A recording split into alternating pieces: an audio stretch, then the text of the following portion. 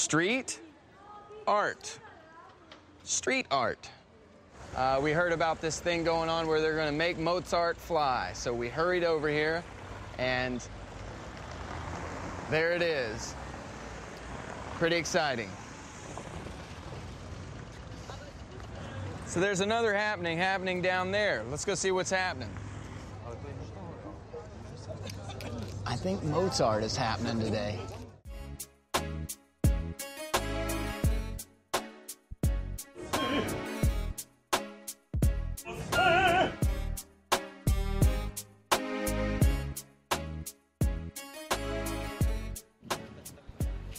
Hey, dude.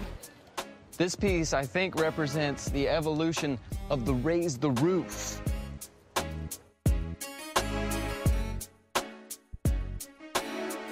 So art in Prague goes back all the way to the Middle Ages, on into Baroque, bringing us to Art Nouveau, which then led to modernism, all the way up to the most modern radical art that you can think of. Some of the world's most renowned avant-garde artists come here. You know, it's Nick Cave's favourite place, John Cale's favourite place. I mean, it's extraordinary in that way.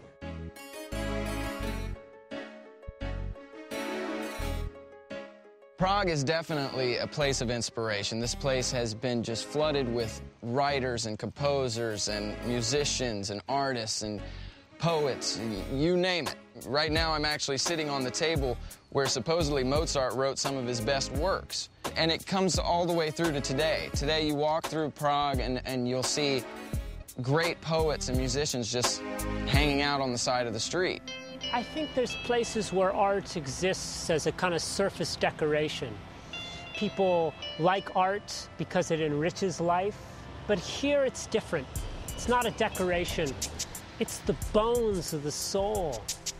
So this was your everyday ordinary wall until about 1980. After Lenin's death, they started writing his lyrics all over the wall, and it became the Lenin Wall. It's a symbol of freedom of expression and resistance under communism. It's been painted over God knows how many times with people's favorite Lenin lyrics and Beatles lyrics. Here's my favorite.